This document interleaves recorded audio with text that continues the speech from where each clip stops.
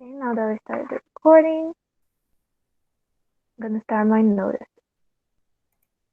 Boa tarde, pessoal. Eu sou a Stephanie. A gente vai oficialmente agora começar a nossa palestra.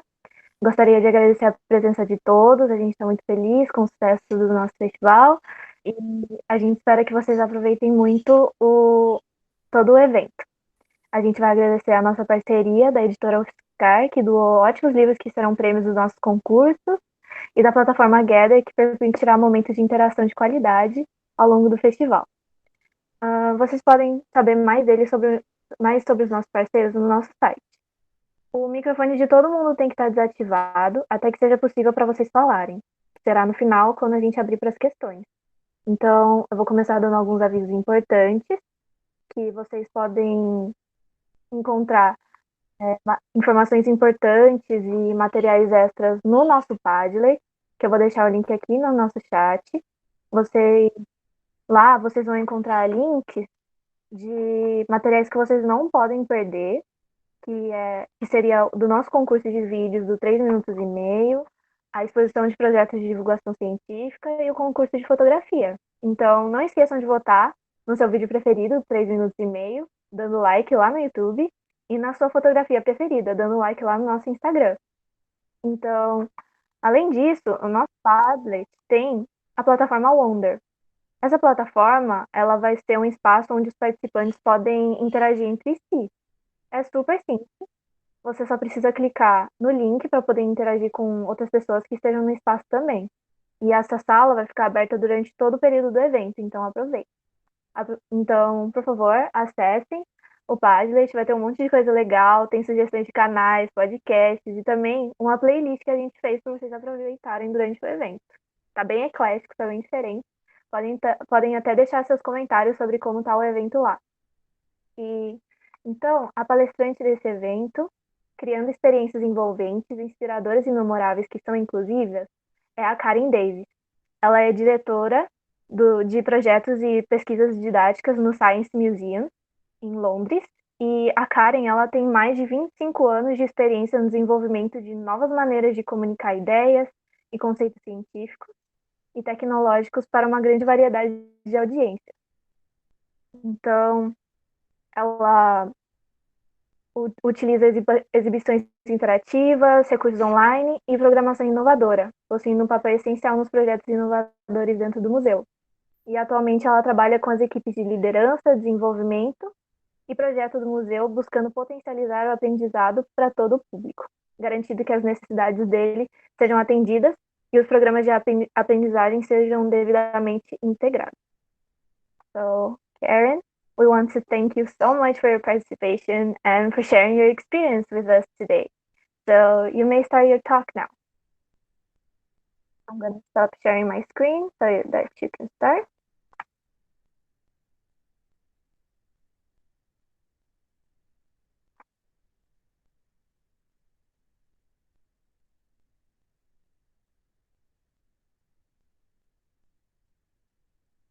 I'm sorry, Karen, your microphone is off. All right, I have it on now. Yes, we are hearing you. All right, brilliant. Let me just set the slides up.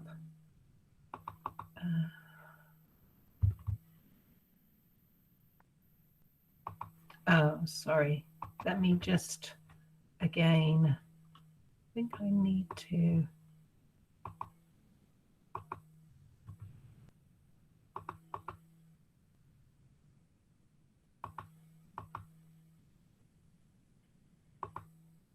Okay, can you see that? Hello? No. All right, let's have a go. Sorry, it did work before.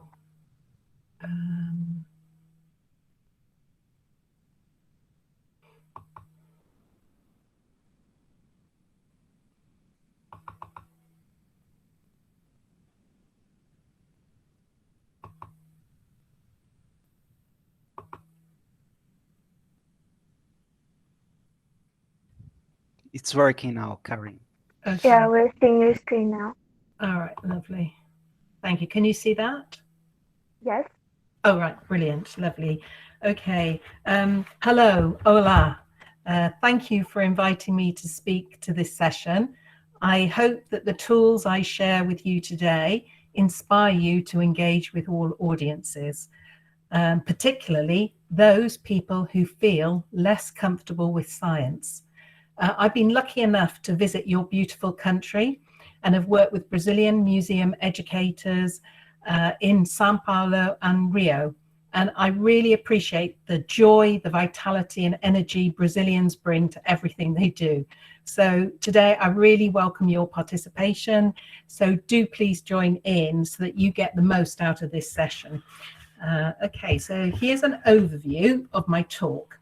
The Science Museum Group were involved originally in the Enterprising Science Project. It was an academic research and development partnership with University College London and King's College London to prove the science capital concept. I'm going to tell you a bit more about science capital in a moment. We worked hard to work out how to apply that academic research to our practice and to our daily work. Today, I want to share with you the engagement tools that we created and we now use every day, things that I believe that you can use in your science communication. I will also be asking you to join me in an activity. So later on, hopefully we will all get a chance to do something. All right, this is where I work. And but I am also part of the Science Museum Group. That's 5 museums in England who all share the same learning and engagement approach. So what is our offer like? So here are some pictures of the sorts of things that the whole group get up to. So we have hands-on galleries showcasing science principles. We have historic collections, objects from the past and the present. And we also have contemporary science exhibitions. So, and also science festivals, very much, I guess, like what you have created online here. And those science festivals include topics like climate change and most recently global pandemics. So our audiences range from 0 to 90 plus years. So it's a very big and wide-ranging audience. So what is our engagement approach? So as you can see here, we are really trying to ignite people's curiosity. So we're really wanting to get people questioning and thinking about science for themselves. We don't lecture, and this is a free choice environment. So our visitors have an opportunity to do whatever they wish to do in our building. So we have to support them to discover things that are meaningful to them, not to us. So we want to do that by assisting people's discovery through getting them involved, getting them participating, which I'm hoping you're going to do with me this afternoon, and also talking together about science. So that is our engagement approach. So I wanted just to give you an overview of our mission. So our mission is to inspire futures. One of the areas is to create the next generation of scientists, engineers, biologists, etc. But it's also to inspire people to participate in science themselves. So it doesn't mean you have to have work in science, but you need to engage with it in your general life. So we also want it to be an inclusive environment we invite people into. So our core value is to be open for all, open for everybody who wants to come through our doors. Our core strategic priority is to grow science capital in individuals and society. So there's a document that I'm showing you a picture of here, which is our strategic priorities till 2030. And we are all following these. So, okay, what is science capital? So science capital, you might want to call it your science attitude, but it's your engagement with science. Are you really super engaged, or Do you have a fear of science? And your science capital gives us an indicator. So I want you to imagine that your science capital is like an invisible backpack that you carry around with you. And in that backpack is all the experiences of science that you gain in your life and across a lifetime. It's a representation of your overall engagement with science, or actually no engagement at all. So the thing that it comprises is what you know about science. Now that feels very obvious. It's your science content knowledge, but it's much, much more than your content knowledge. So it's also about what you do, the different science activities that you do in your leisure time or outside of school if you're a student, a pupil in a school. So the sorts of things I mean here is, do you belong to a science club? Do you read a science magazine? Do you watch science on television? Those are the sorts of things. Do you go to talks on science? Do you go to museums and science centres? The other thing it's made up of, your science attitude, is who you know who uses and talks about science. So the who you know immediately is your family. It could be your close friends, but those people who are very close to you, who are using science and talk about science to you. So it's people who might have science related jobs. And finally, it's how you think about science. So do you think science is absolutely the love of your life? Or do you think to yourself, science is very abstract, it's hard, and it is not for me? So if you have high science capital, you have all those things that are suggested, like, you know, I love science, it's for me. I know loads of people who do science, I do loads of activities, and I have science content knowledge. So I want you to think about your own science capital. What is it? And maybe in the chat, you could put down whether you think you have high science capital, low science capital, or medium science capital. So if you can have a think about that. But as you're thinking is, do you have science qualifications? Well, I'm sure you all do. Otherwise you wouldn't be at this talk. How many of your family or close friends work in science related jobs or study science? Did you enjoy science at school? Do you see yourself as a sciencey person? Or do others, more importantly, do others see you as sciencey? Are you up to date with science news? Do you watch science TV? So have you high, medium, or low science capital? So if you can put it in the chat, that would be lovely. Okay, so let's move on. I want to share with you this survey, Science Capital Survey in the United Kingdom. And it was done in the UK with school students in and around our museums, our 5 museums. So it was quite a spread of people from quite disadvantaged areas as well as from reasonably good schools. So a broad survey with over 4,000 school students. So those who have high science capital, it transpired, are more likely to be male and socially advantaged who have high science capital. So they're more likely. And of that school population, and we can translate that to the whole of the UK because it was an academic study survey that happened, 5% have high science capital. So 5% of those people actively engaged and highly engaged with science are more likely to study it. Okay, so for the medium science capital, these are people who are interested in science, but they pay no particular effort to engage with it.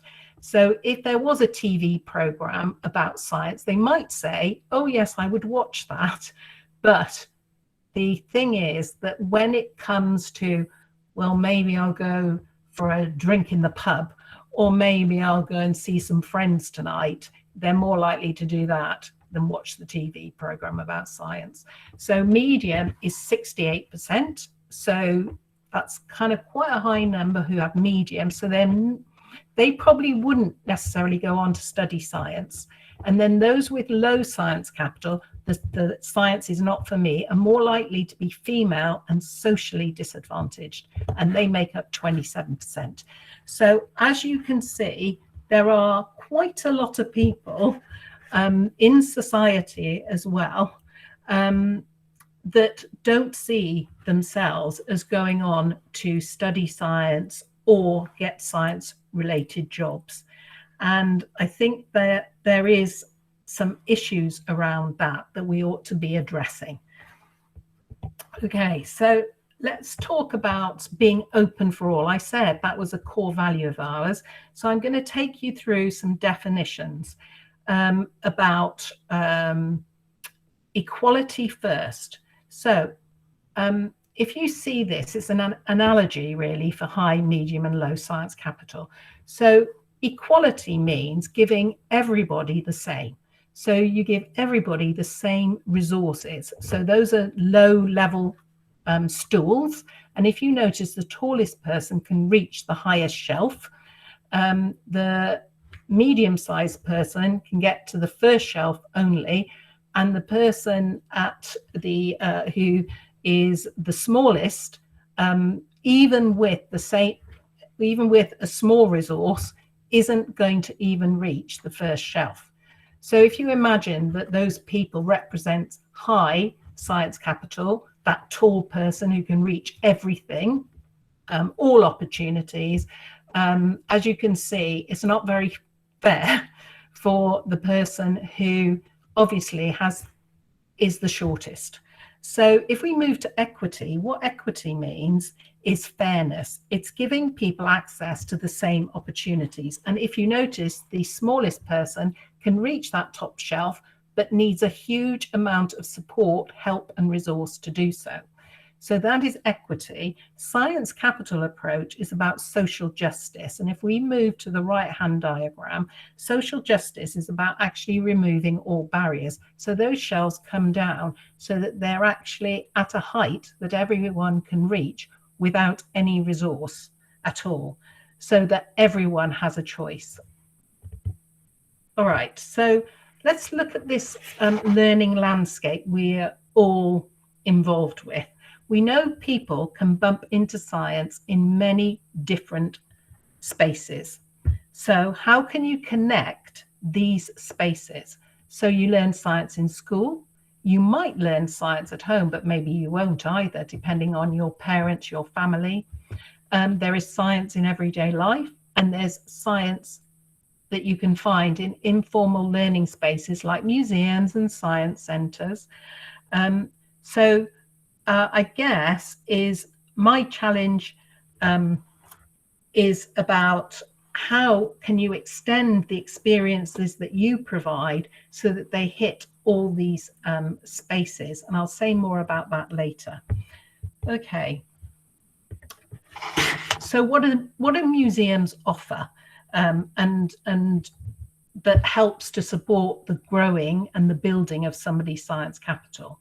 Well, we connect with the whole learning landscape, and how we do that is when people come and visit and they do an activity with us, we send them home, maybe with another activity that they could do at home.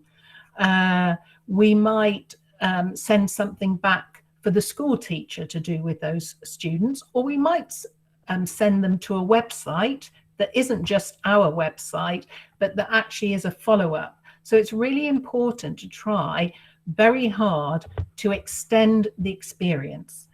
The other thing that we do is show that science is more than a subject learnt in school, showing it's more than gaining science content knowledge.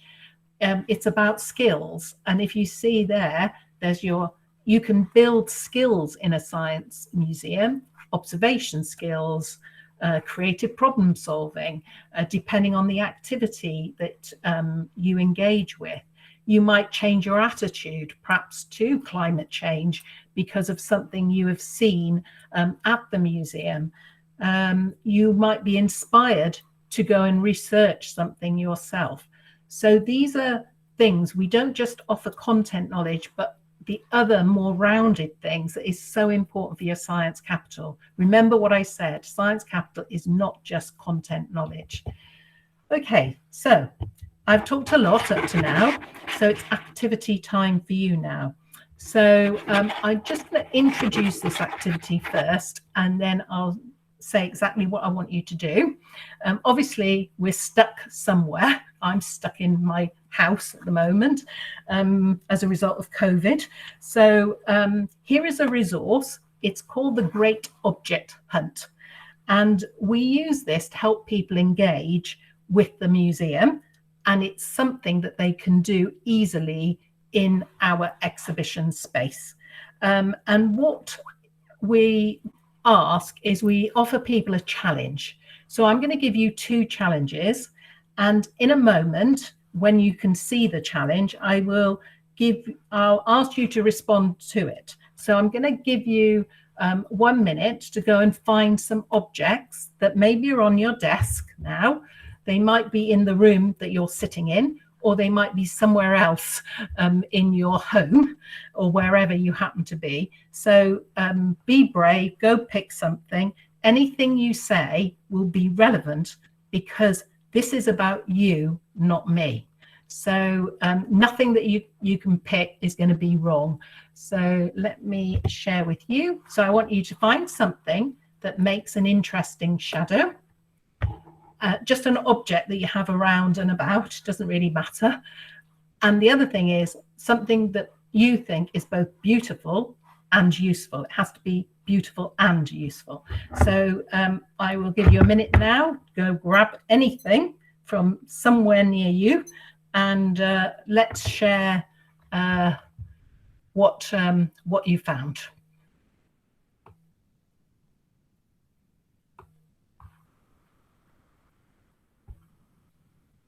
Pessoal, vocês podem abrir a câmera, abrir o microfone se vocês quiserem mostrar o objeto de vocês. I'm just telling them that they can open their cameras, oh yes, their mics. That'd be great. Nothing is wrong, to be honest. Nothing you can say will be wrong. So this is what we try and encourage with our visitors, is that it's your choice, it's what's meaningful to you, that you're responding to the challenge. That's really fun. Can I start? Yeah, have a go. I have something that makes an interesting shadow. I have a little mummy here. Oh, brilliant. It's actually a corrective tape. Oh, okay. Perfect. Super cute. And something that is beautiful and useful. I have my journal. Oh, okay. So now, obviously, you've picked 2 objects that are meaningful to you. So what I would also add then is bring in the science. Obviously, that's always useful, not for you, but for the facilitator. You might go, oh, so interesting that you picked the journal. And maybe you could even relate to the fact that you write in your journal. Do you write in your journal regularly? You might answer, do you? I mostly write what I have to do for university and stuff. Okay, so you use it to help you with tasks. And what you could actually say is that scientists also use notebooks to record experiments and things like that. So it's kind of relating to people. It's an object they've chosen, they like, but you can try and connect it to something to do with science. Yes. The other thing that you picked was a corrector pen, but it had a nice shape on it, didn't it? So you might talk about the corrector pen, or you might talk about the plastic that was made of. You might even talk about how plastics now are polluting the world, if you see what I mean. So that's the connect. So you're linking it, you're linking something that is meaningful to them, something that then is meaningful to you, because you don't want to love my objects, you love your own. So does somebody else have another quick one to do? Hi. Hi, my name is Veronica. I'm from Campo Grande, Mato Grosso do Sul. I have here near me this plant. Oh, right. Brilliant. Oh, it's not focused, I think. Don't worry, we can sort of see it. Yeah, it's because it's a mess there, yeah. Over there. This is a plant. It's a great shadow, I think. Oh, of course. Perfect. It's a plant. Yeah. And it's useful and beautiful. It's this thing to put some essential oils. Oh, okay. Okay. It's useful and I think it's beautiful. Brilliant. So thank you so much for sharing. I'm sure other people have got lots of things as well. I grabbed a couple of things. Does everyone just, don't have to talk it through, but do you just want to show it to others? If you've got one, you don't have to talk about it, just show it to us on a camera. I have mine, this is my shadow. And that's my beautiful and useful. Oh, brilliant. So headphones, and it looks like something out of Star Trek or Star Wars. Is it not? It's an X-Wing fighter from Star Wars. Oh, I think there. it's made of any shadow. Oh, there, I knew. I must recognize it. Thank you all so much for sharing. So the main thing about this activity is to is allowing your audience to choose something that they connect with and is meaningful to them. And there's no wrong answer, but what you want to try and do as a facilitator then is maybe bring in that conversation about, well, how that links to science. And I don't mean in a boring way. You need to try and keep their interest in it. It's not then a lecture about the thing they chose, but it's kind of saying, oh, do you know, what do you know? Do you think it links to science at all? So those sorts of things. All right, I am now going to try and share again, but thank you very much for joining.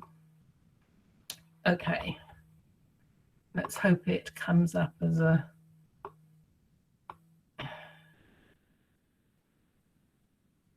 Okay. Yes, we're seeing it again. All right, so from current slide, yes, is that on the object hunt? It is. Okay, great. All right, so moving on, our object hunts are available online, and we've created a free digital app on Android or iPhone called Treasure Hunters, and it's based on the same principles as object hunts, but we've added a competitive element. So you can go to a museum or outdoors and have a go with your friends, and you get avatars and you can all play the game. So the game is also in other languages, and so we have got a Portuguese one. Now that might not be Brazilian Portuguese, but hopefully if you wanted to have a go at it, I'd love to hear what you think, and please use it if you think it's useful. Okay, so let's get back to our audiences and how the science capital approach is helping us. The approaches we all tend to favor are those, we tend to favor are those for people like us. So often, museums and science centers, people with high science capital go, and of course they love what we do because they're like us. And it often excludes people who face inequalities in wider society. So taking a science capital approach will help us broaden our reach. So that's important. And I'm going to show you some tools that we use that help us think about that audience a lot more. So I guess my question to you is, how can you support a broader range of people to engage with your science, particularly if you are doing outreaches or anything else, or want to do a lot more science communication? So here are our engagement tools that I'm going to share with you. Okay, the first one is an audience engagement framework, and it's very simple to remember. So if you see in the middle, the circle, it says hook, inform, enable, extend, and reflect. And I'm going to talk you through all of those in a moment. They are not in any order. So you don't have to do, oh, I have to do a hook before I can inform them, and then I have to enable them and then extend. It can happen in different spaces. Maybe you might hook them in, but then do a bit of informing, you get them, you enable them, etc. So I'm going to explain what these terms actually mean. So with the hook, it's about capturing your participants' attention. Otherwise, they're going to walk by and not even engage with you. So a good hook might be a brilliant title for your workshop or your talk, because everyone thinks, oh, wow, that's exciting, I'm going to go. It might be an object, just like what you did earlier, the exercise, an object that you pick that is very intriguing, that you hold in front of an audience, and they are already starting to hook themselves in. Oh, what are you going to say about that? I'm really, really interested. So that a hook is, or it could be a prop in a demonstration that is very larger, you know, it's a huge prop and people get drawn to it. So that's the hook. The inform is about ways that you can share information and content. So it's not just talking at people. It might be you want to provide information through a video, a small video, or you might want to provide information which includes an amazing picture, because a picture can tell 1,000 stories. So there are ways to share information that isn't just talking. Then you want to enable. So the enable is you've given them some information, but you need to provide them an opportunity to do something with that information. Otherwise, it's just one way. So you enable them, you provide opportunities for them to actively do something with the information. Now, the information you give them, the activity might be you're going to get them to vote about something. Okay, so are plastics good for the environment? And they vote yes or no, or whatever it is, but they're actively doing something with the content. Or you might get them to do a hands-on activity related to your talk. So there are ways that you have to get people actively involved, or it's simply a question that you throw out to the audience that makes them think. Okay, then extend is make the experience last longer. It's no use having a one-off. You need to extend. How are you going to maybe send them home with an activity they could do on the way home? A simple thing like on the way home, notice the number of patterns you see in the world around you, particularly if you've been talking about maybe fractal patterns in plants or something. Or you might send them to a website that you know has good information on it. So that's the extend. And then the reflect you need to do before, during, and after. So you need to continually reflect on participants' experiences. So before an activity, you might have to think and reflect yourself on what are those audiences' needs? What do they need from me? What do they know about this area of science? Do they have misconceptions about it? There's a lot of work out on the internet about people's misconceptions. During the activity, as you're doing it, you might find that people are struggling, and maybe you can change something very quickly. Maybe you can't. After the interaction or the time that you spent with your participants, reflect on what worked well and what didn't work, and then get rid of it. So you're continually reflecting before, during, and after. And that's the most important thing you can do in terms of your own practice. So that's a tool you can use. The other one is the engagement, the science engagement reflection points, and these are in Portuguese for you. And we can send you, I think Stephanie can send you this as well as a PDF. But I'm just going to take a few of these items and talk it through. But actually, can you take a few minutes to read, just quickly read through a few of these yourselves? So I'm going to give you a couple of minutes.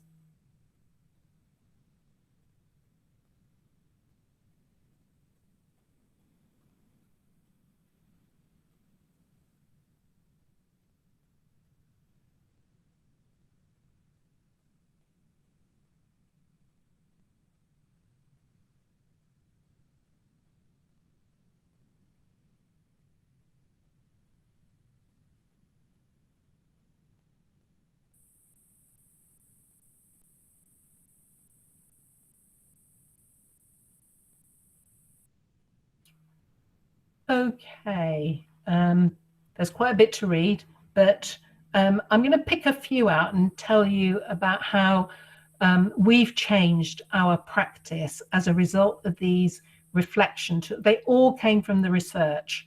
So, and we tried to put them in a language that people in our museums could understand. So in the top left corner, it says inclusive language.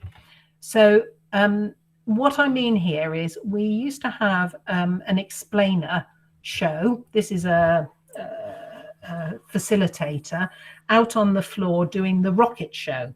And they were always really good at it. And they would say, there was lots of explosions, all sorts of things. It was really, really exciting. And the explainer would start with, hi, I'm an explainer at the Science Museum, and I'm going to tell you today all about rockets and how they go into space, what happens in space, and then how they come back to Earth.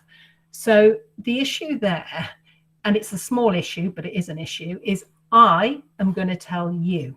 So the thing there is it's suggesting to people is I know you don't, and so I'm kind of cleverer than you, which can be very off-putting for some people.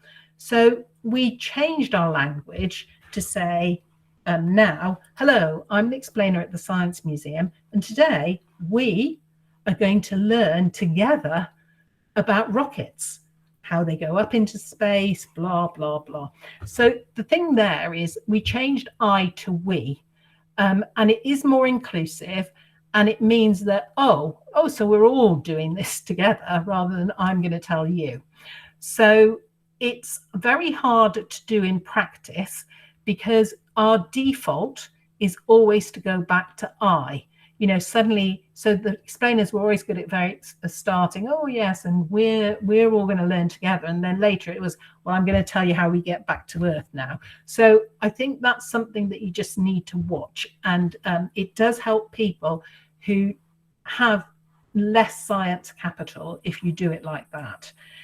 The other thing that I'm going to pick out is highlight and develop skills, which is in the bottom left corner, and highlight and developing skills. So again, in a show that we did, we used to say, oh, hi, come down. I want a volunteer to help me today.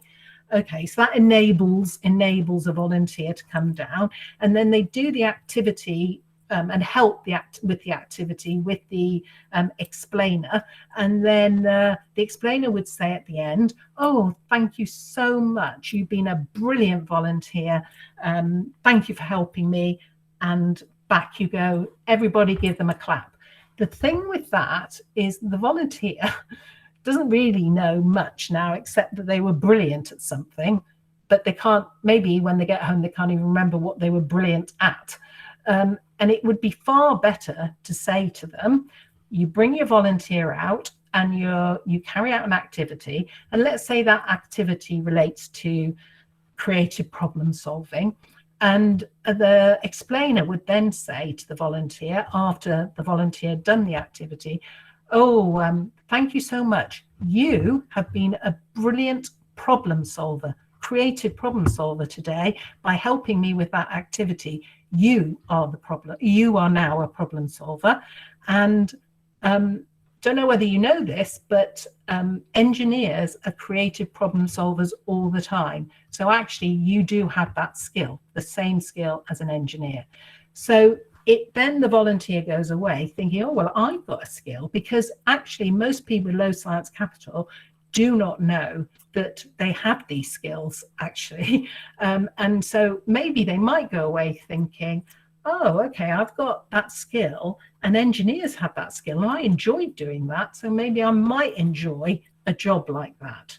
So it reinforces positive things. The final example is on the top right hand side, and it's use everyday examples. So I would just say to you is that make sure your examples are everyday for everyone.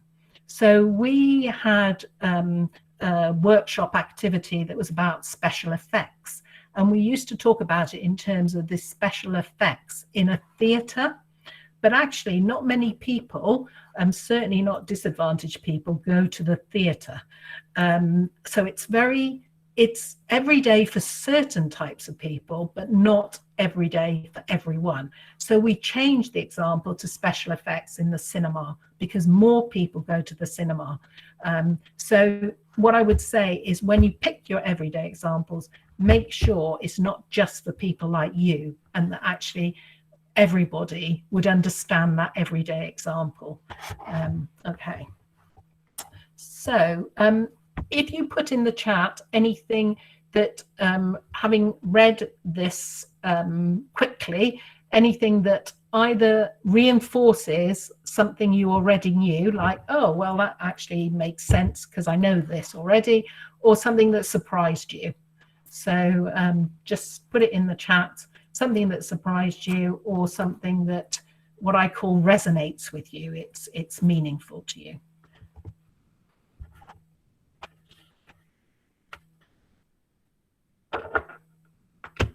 All right. I think I will now move on. I'm sure you can finish that later. I've only got a few slides left. So I was going to give you some examples of what we've done. So here are some old resource hands-on activities that we had on our website before the Science Capital research. So one is making a rocket mouse, and the other one is ear gongs that people can make at home. I mean, there was nothing wrong with these activities. People could follow them. It's a nice picture story. So if you've got language issues, you could probably follow the pictures. But that was it. So with the Science Capital approach and using those engagement reflection points that are here, we changed it. So if I take the rocket mice example, so here's the rocket mice, exactly the same activity. We now highlight the skills used and developed through the activity, so that people are going to be making observations and they're going to be asking questions. So then we did on the second, after the picture, we've got an overview for adults. So this was a support for adult helpers. And they were written so that parents or teachers could use them. We used accessible language, and we highlighted where the STEM links to everyday life for the adult. And we also did a did you know, so that the adult could use the did you know with their children. Okay, so that was for the adults. And then if we move on to the last two, the picture story, that was for the families to do together, or the teacher to do back in the classroom. And these were easily sourced everyday materials, because we recognized that some people wouldn't have those at home. We encourage science talk, because back in the engagement points, back over here, there's that thing about promote talk in science. So that's where that's come from, encourage further talk. And then there were easy to follow picture-led instructions. So if you had language difficulties, you might be able to follow it. And then there was always an everyday STEM link that everyone could relate to. So for the rocket mice, I mean, you make a rocket mouse and it's lovely, but what's that got to do with science? And would you ever remember it? So the science in your world is in the same way as, so what happens there is you make this paper mouse and you have this plastic milk bottle, large plastic milk bottle, and you whack the bottle with the mouse on top of it and the mouse flies off. Okay, so obviously this is not how you get a rocket into space or a mouse really into space.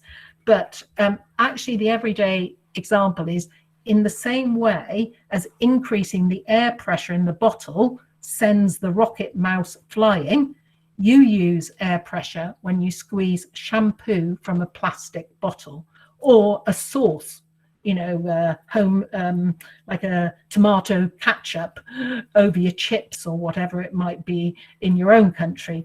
That's how it works. It's air pressure that gets it out. So again, it's trying to give everyday examples that people relate to. All right, so these are our resources.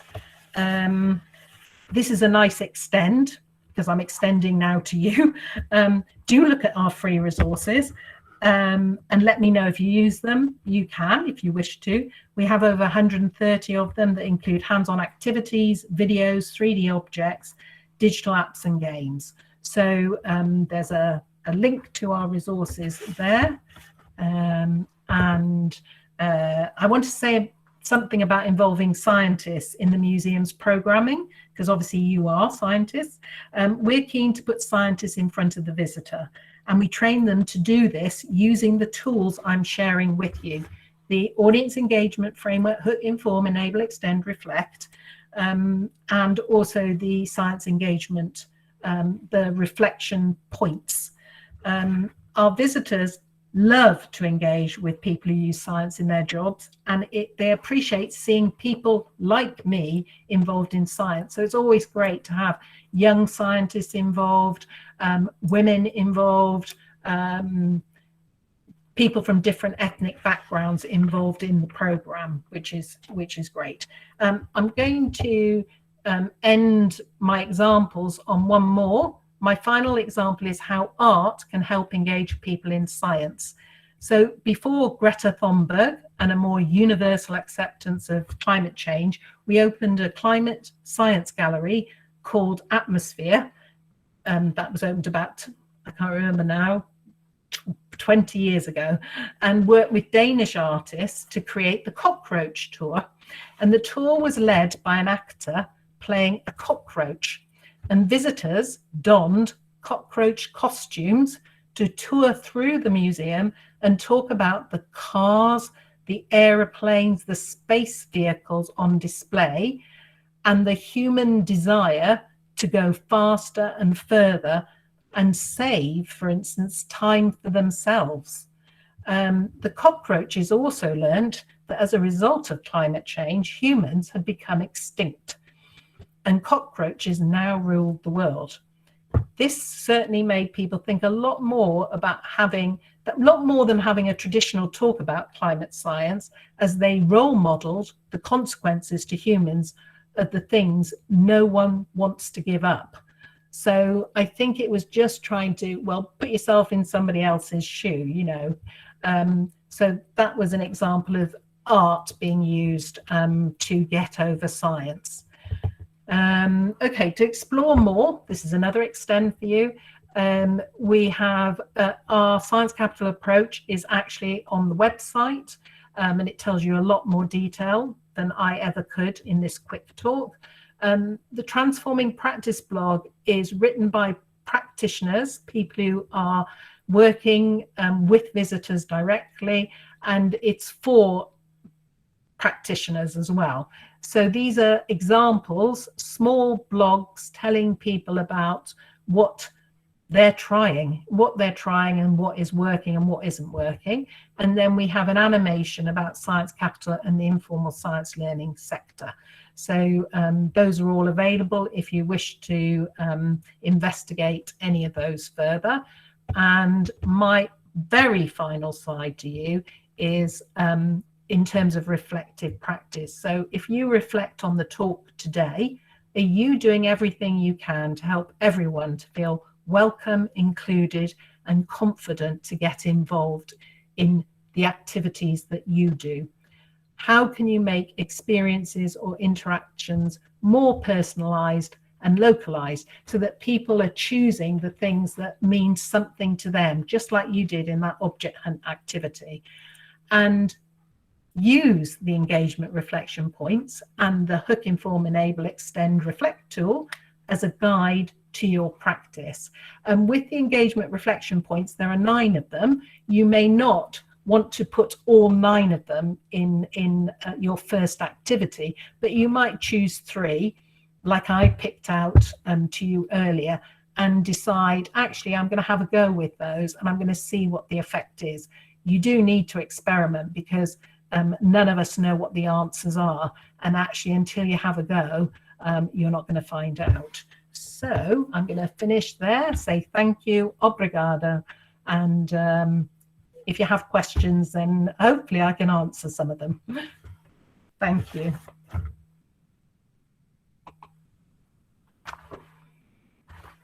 Thank you so much, Karen. It was so interesting. I'm sure we all learned a lot, and we can think about now new ways to communicate science and make people feel more inclusive in every aspect of the activities. So if anyone has questions now, you can open your mic, you can open your camera. Gabriella said that it's not a question. I just wanted to say that I really liked the talk. It's really important to know strategies to engage people in science and how to link that to everyday experience. And Vinicius said, Karen, thanks for the insightful presentation. I would love to hear your thoughts on the use of digital, both virtual and tangible interactions within science museums to ignite curiosity. So sorry, I didn't quite get that. Was it how we use virtual reality and things like that? I'm sorry. It was, I would love to hear your thoughts on the use of digital, both virtual and tangible interactions within science museums to ignite curiosity. I think digital definitely has its place, and it would be silly not to use and utilize the technologies that are happening for people. I do think that in the museum environment, it's really great if you can have those face-to-face interactions with people, because actually people love people. So that's one thing that is really important. And also, you know, these are we have real objects, you know, big aeroplanes, steam engines, all sorts of things. You know, it's amazing to see these things close up, and just having a virtual experience of them is less so. But I think where it supports learning, it's really, really useful. We had a very nice exhibit, which is now gone, where it was a digital experience where you were put into the future 20 years from now. It was in 2020, it was in 2000 we developed this, and it said in 2020 men will be having babies, or it was a futuristic scenario, and it was a gameplay, and you played the game for 4 minutes, and at the end of the game it asked you whether you would want that technology to go ahead or not. And then the final little issue that came up was whether you liked it or not, that technology existed already, except, you know, if it was a man having a baby at the time, it was too dangerous. If it was putting GPS in children, you know, literally so that you could find them, yes, the technology was there, but nobody was willing to morally go down that road. So I think digital definitely has as long as it makes you talk about the science. It's no use just having the experience sometimes by yourself. I do think if you can talk to people about the experience and are involved in it, it's much better than just going on a screen, because you could do that at home.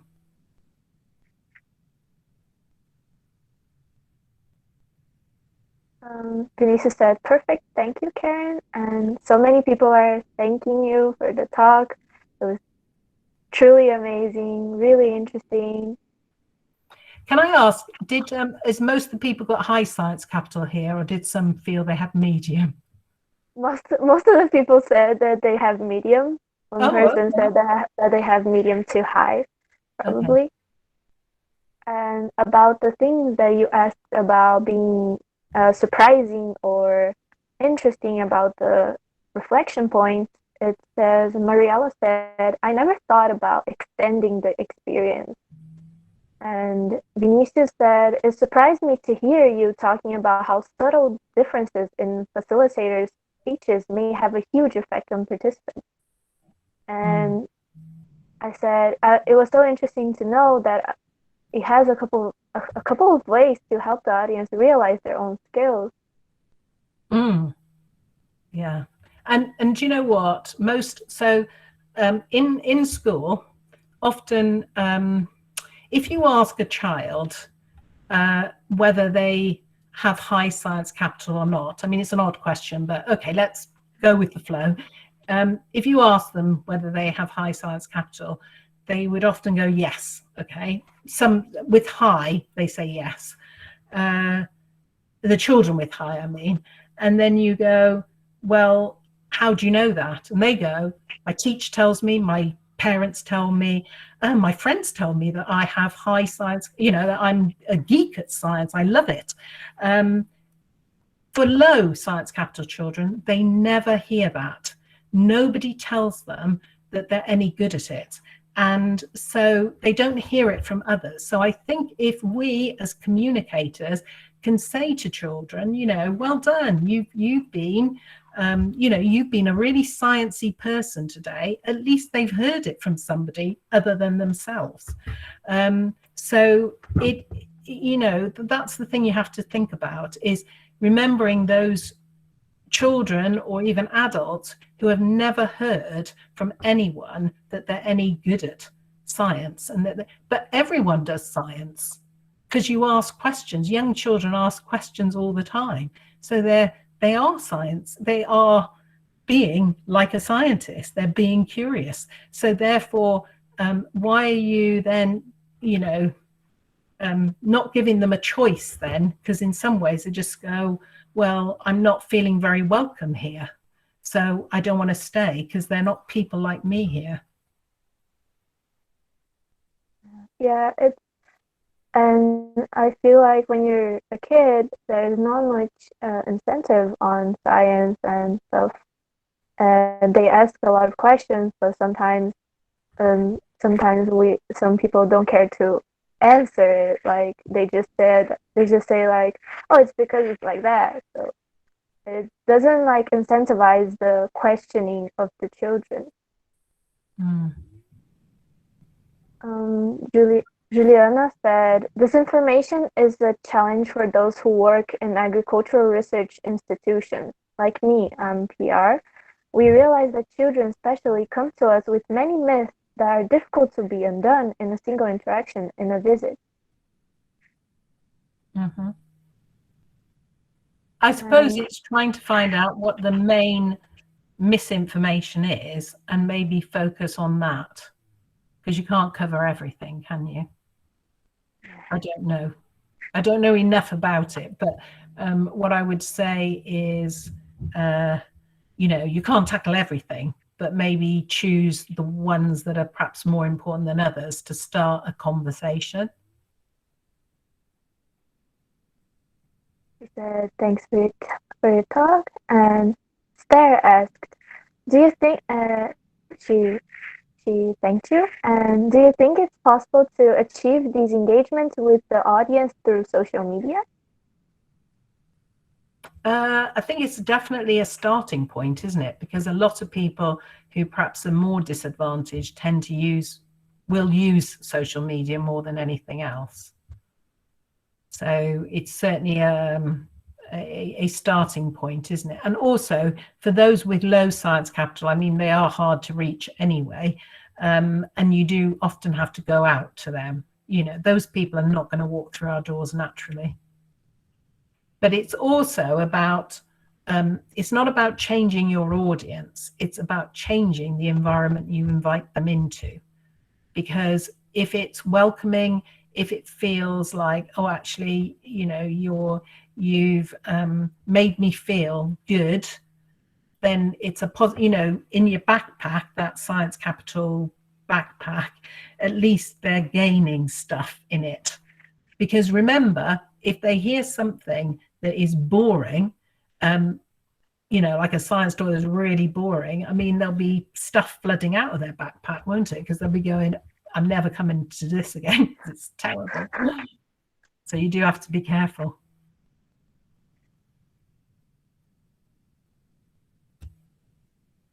Yes, thank you. Social media is a powerful tool today. So unfortunately, we ran out of time. That was our last question. And thank you, Karen, so much. It was inspiring. It was amazing. And we hope we can apply this knowledge in our everyday life now as scientists. Yeah. And so good luck with everything. Yeah, good luck with everything. Thank you.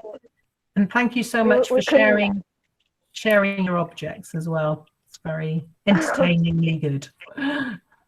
It was really interactive. It was really fun. It really helps in situations like this when we are not face to face. So we could never like get so many people to come join from everywhere around the world to join our festival. So it's really cool, and we thank you very much for being here. And hopefully one day if we have another event, maybe you can come back too. Okay. All right. Thank you. Thank you. Bye. Have a great day. Bye. Karen, I just want to thank you once more for all your attention, all your effort to make such a great talk for us. Thank you very much. That's all right. Hope to see you soon, someday. See you. Okay, bye for now. Bye. Bye-bye.